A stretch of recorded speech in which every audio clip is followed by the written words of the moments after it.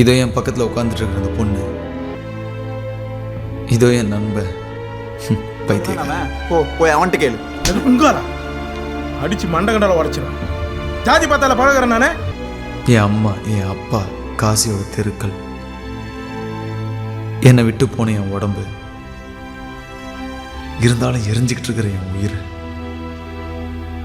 நான் எந்திரிச்சுக்கலாம், ஆனா யாருக்காக? நான் சத்தம் போடலாம், ஆனா யாருக்காக? என் காதல், ஜோயா, பிந்தியா, முரளி, காசியோட வாசனை எல்லாம் என்னை விட்டு தூரமாக போகுது. எதுக்காக இதெல்லாம் என் கூட வச்சுக்கணும்? எனக்குள்ளே எரிஞ்சிட்டு இருக்கிற இந்த நெருப்பு என்னை பிழைக்கவும் வைக்கலாம், சாகவும் அடிக்கலாம். ஆனால் நான் யாருக்காக எந்திரிக்கணும்? யார் மறுபடியும் கஷ்டப்பட்டு பொறுமையாக காதலிச்சு மனசை உடச்சிக்கிட்டு? யாராவது போகாதன்னு சொல்லுங்கப்பா. இதோ கல் மனசோட என் பக்கத்தில் உட்காந்துட்டு இருக்கிறாளே இவன், இப்போ இவ கூப்பிட்டா கூட நான் திரும்பி வந்துடுவேன். ஆனால் மாட்டேன். திரும்ப வர மூடு. பேசாமல் கண்ணை மூடி தூங்குறதுல தான் இன்னும் நிறைய அர்த்தம் இருக்குன்னு தோணுது. ஆனால் ஒரு நாள் திரும்பி வருவேன்.